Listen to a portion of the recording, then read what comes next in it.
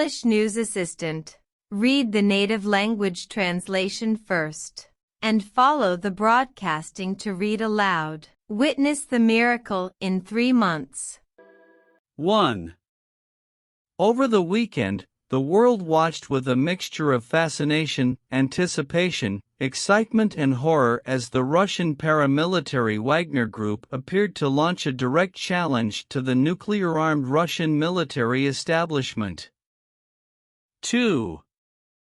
It is nearly impossible to imagine that the Russian leadership will completely disband the corporate underpinnings of the Wagner Group and its overall personnel. 3. On Monday, Russian President Vladimir Putin said that he would keep his promise to allow Wagner's soldiers to move to Belarus, go home to their families or sign contracts with the Russian Defense Ministry. 4. Leading a march of justice, Wagner owner Yevgeny Prigozhin led 25,000 primarily Russian fighters from Ukrainian territory into Russia and marched to Moscow. 5. The Wagner Group is just one of several known Russian private military companies that have operated abroad in the relatively recent past. 6. But Wagner is unique in its scope and scale, having reportedly deployed 5,000 fighters at the height of the Syrian civil war in 2017, and 50,000 fighters in Ukraine as of early 2023. 7. The organization is also active throughout Africa, the Middle East and Latin America, and is often the tip of the Russian spear in power projection into these areas. 8. Moreover, the organization is a significant source of income for the Kremlin, enabling the Russian government to quietly and securely overtake lucrative mining and extraction sites for a significant profit. 9. This is not surprising. The foundations of the current Russian market for force are shaped by private firms that emerged in the post-Cold War era to support the security needs of state energy companies such as Gazprom. 10. Russia has for years employed Wagner with strategic ambiguity. Private military actors remain illegal in Russia, allowing for broad uncertainty about the Kremlin's intent toward the group. 11. Putin, in particular, has preferred to paternalistically treat Wagner's Prigozhin as one son, while treating his own Ministry of Defense as the other, never wanting to declare either to be the favorite child. 12. While this has served his aims at times in terms of plausible deniability, it was ultimately an unsuccessful venture. 13. Putin has intentionally done everything to avoid instituting such a clear and consistent command and control structure between Wagner and his military, instead preferring to put the private and public sides of the coin against each other. 14. Prigozhin's rebellion with 25,000 Russian-hired fighters is an extreme example of what goes wrong when private and public forces are co-deployed without unity of command structure. 15. This was not a coup or actual attempt to take over political power.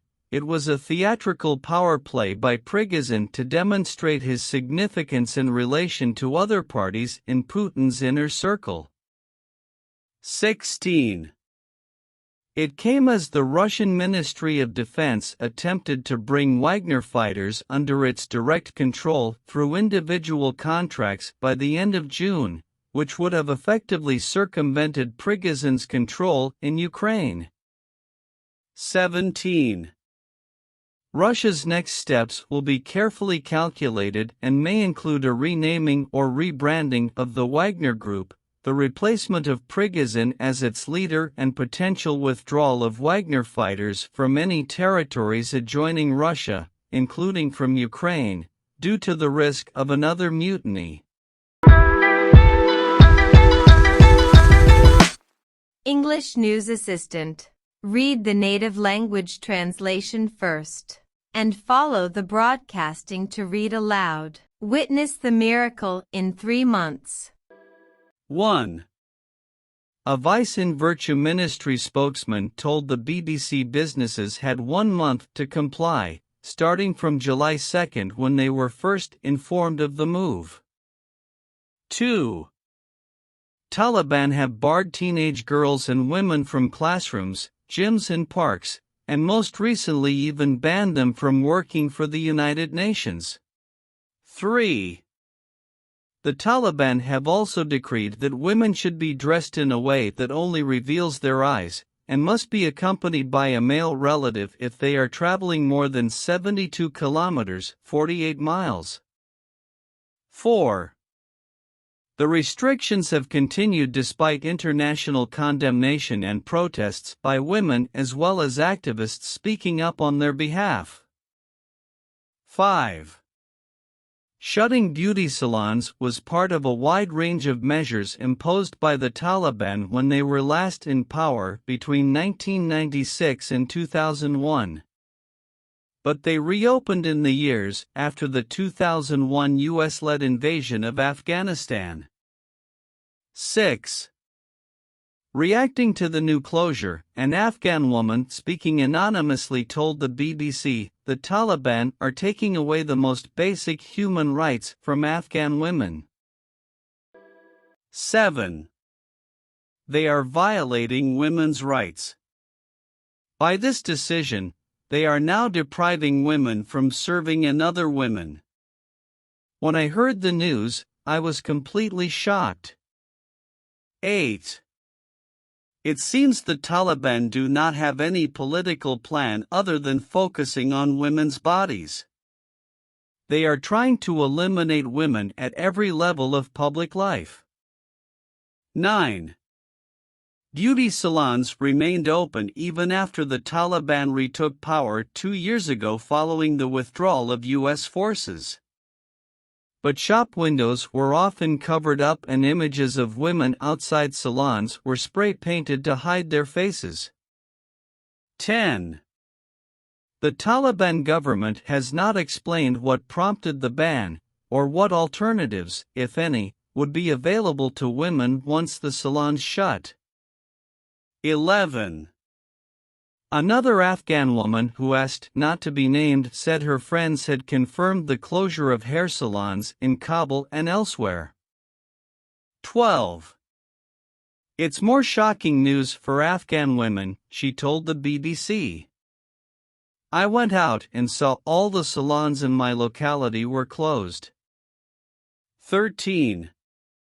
Every day I wake up with the hope of going back to school. They, the Taliban, keep saying they will open schools. But it's been almost 2 years now. I don't believe them. It breaks my heart, says 17-year-old Habiba. English news assistant.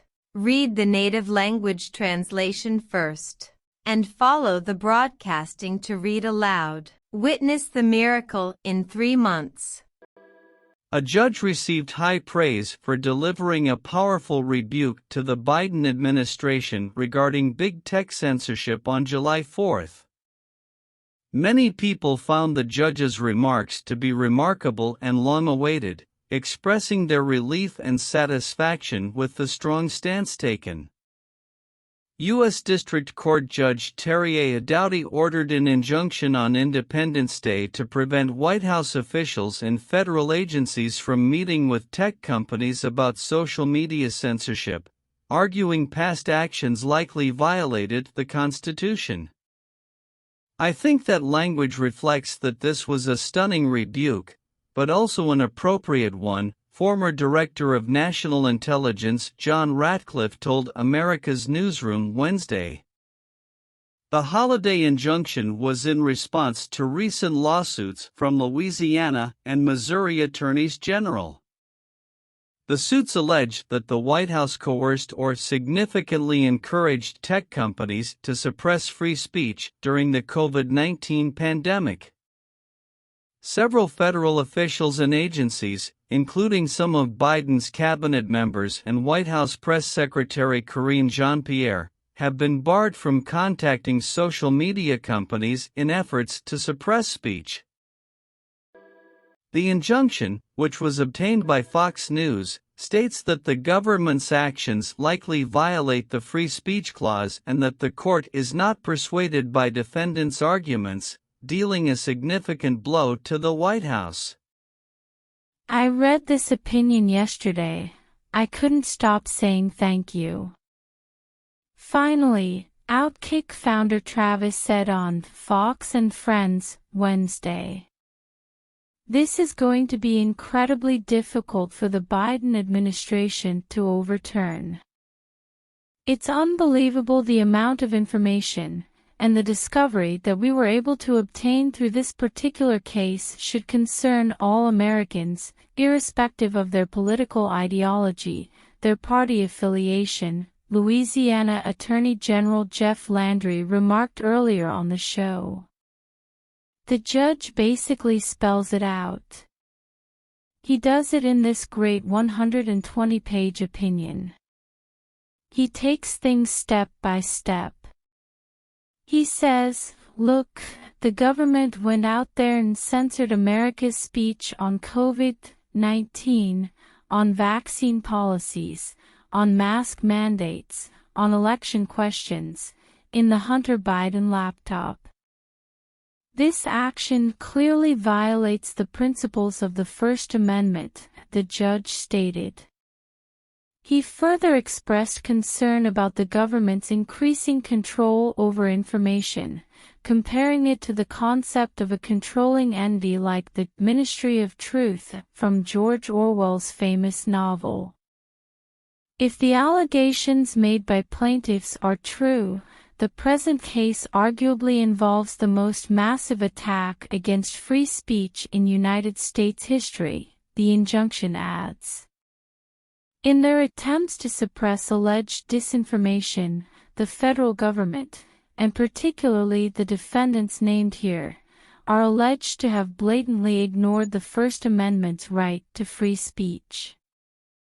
The injunction also claims that the censorship alleged in this case almost exclusively targeted conservative speech, but that issues the case raises are beyond party lines. Viewpoint discrimination is an especially egregious form of content discrimination, Dowdy argued. The government must abstain from regulating speech when the specific motivating ideology or the perspective of the speaker is the rationale for the restriction. The cases could mean that interactions between tech companies and government officials may be significantly limited in the future. Exceptions might include national security threats or criminal matters on social media. Some critics have challenged the ruling, with a Washington Post article warning the judge's decision could upend years of efforts to enhance coordination between the government and social media companies. The problem is in this case that the years of good work have been upended by social media executives and government officials who have abused that and the examples that we've just talked about. It's ironic because the Washington Post is actually a co-conspirator in that. It was the mainstream media, ironically, that was complicit in this abuse of the First Amendment and suppressing Americans' free speech. So they did it to themselves. That's the problem. My take is that this is going to hold up on appeal, because everything that the plaintiffs in this case allege has been proven largely to be true, Ratcliffe argued. When you think about, with respect to COVID-19, everything from the origins of the lab leak, the efficacy of certain treatments, the transmissibility. You just heard President Biden talking about the pandemic of the unvaccinated. All of that was frankly wrong, and yet Americans' ability to engage in honest debate about it was suppressed. And so you have these agencies with social media working to suppress the truth and amplify lies. As the judge says, I truly do believe this is the greatest infringement on our First Amendment rights that any of us have seen occur in any of our lives. It cannot be allowed. And we're finally getting judges pushing back, Travis said. English News Assistant. Read the native language translation first, and follow the broadcasting to read aloud. Witness the miracle in 3 months. The U.S. State Department has issued an updated travel advisory, urging Americans to reconsider their travel plans to China. The advisory emphasizes the risk of wrongful detention that individuals may face while visiting the country. In the previous travel advisory, mainland China was also categorized as a Level 3, reconsider travel destination, primarily due to the risk of arbitrary enforcement of local laws. This means that individuals should carefully consider the potential risks associated with traveling to China and be aware of the possibility of facing legal complications. In the previous advisory issued in March, the risk of wrongful detention was cited as a factor for U.S. travelers to exercise increased caution when visiting China. This highlights the importance of being vigilant and taking necessary precautions while traveling in order to minimize potential risks and ensure personal safety. A State Department spokesperson explained that because the Chinese government continues to engage in this practice of wrongful detention, the travel advisory has been updated to advise U.S. citizens to reconsider travel to mainland China due to the risk of wrongful detention. China has introduced a comprehensive foreign policy law that coincides with President Xi's efforts to strengthen his authority and address the United States' influence. The law aims to shape China's global stance and enhance its ability to counter the U.S. on various fronts. This development underscores China's ambition to assert its position and exert influence in international affairs. The Department of State has determined the risk of wrongful detention of U.S. nationals by the PRC government exists in the PRC, both the late June and March advisories noted. The revised travel advisory is issued at a time when there is increased tension between the United States and China. The relationship between the two countries has experienced strains on various issues, leading to a more cautious approach to travel recommendations.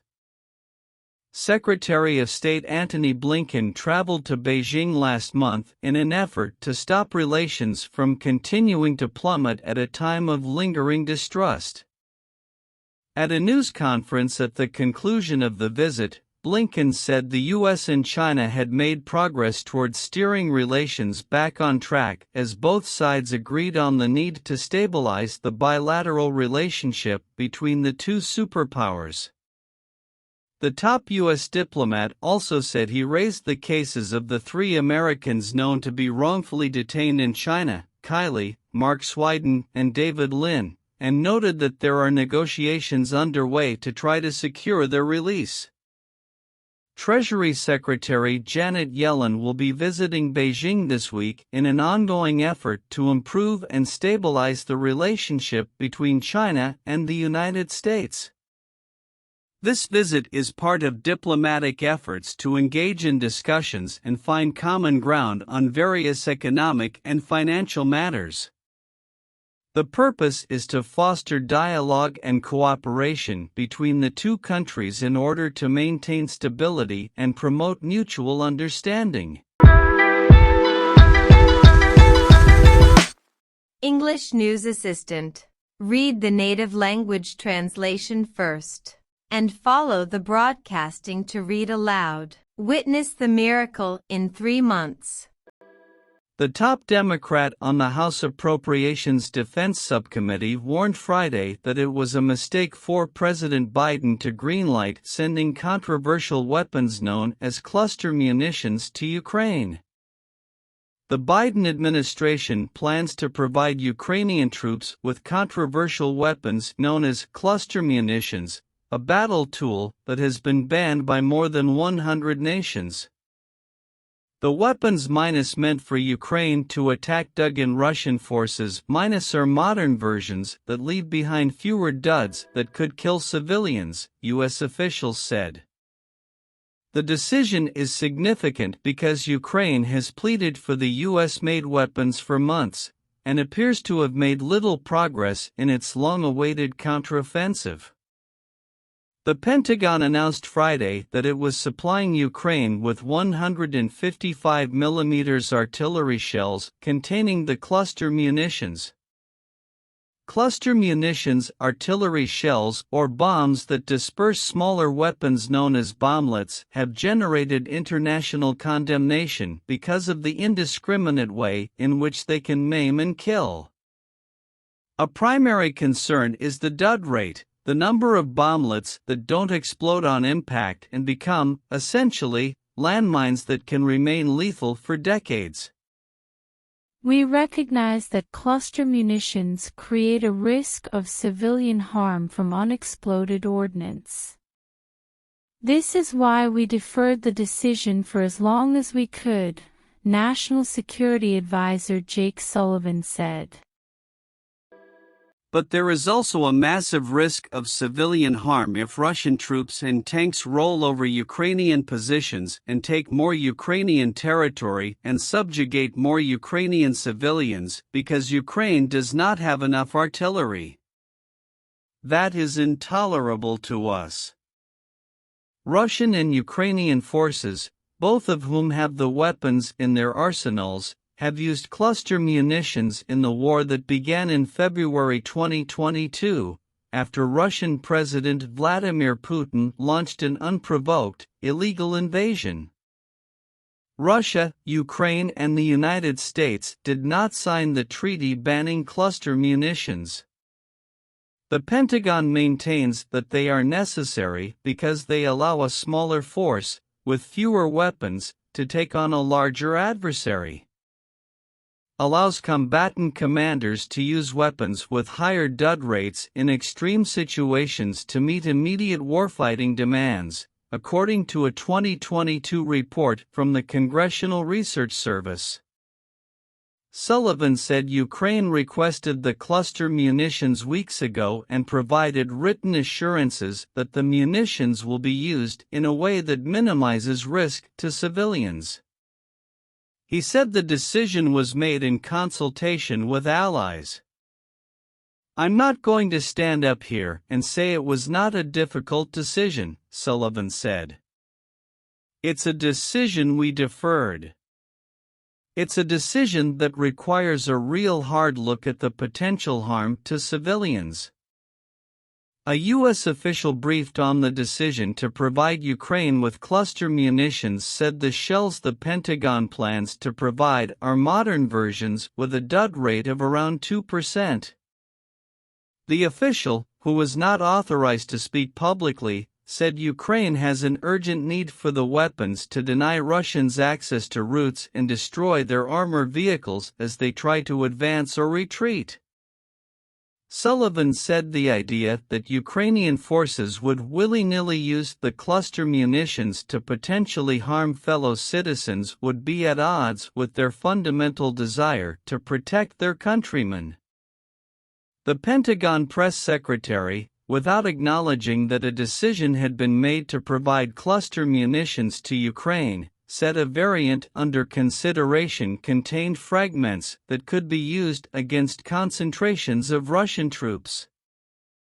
Human Rights Watch, in a report on civilian casualties in Ukraine caused by cluster munitions, called on Russia and Ukraine to halt their use in the war. It also warned the United States against providing them, saying they will inevitably lead to long-term suffering for civilians. The act of transferring cluster munitions disregards the significant risk they pose to innocent civilians and undermines the worldwide endeavor to prohibit them. This action undermines the safety and well-being of communities, highlighting the importance of global efforts to eliminate these dangerous weapons.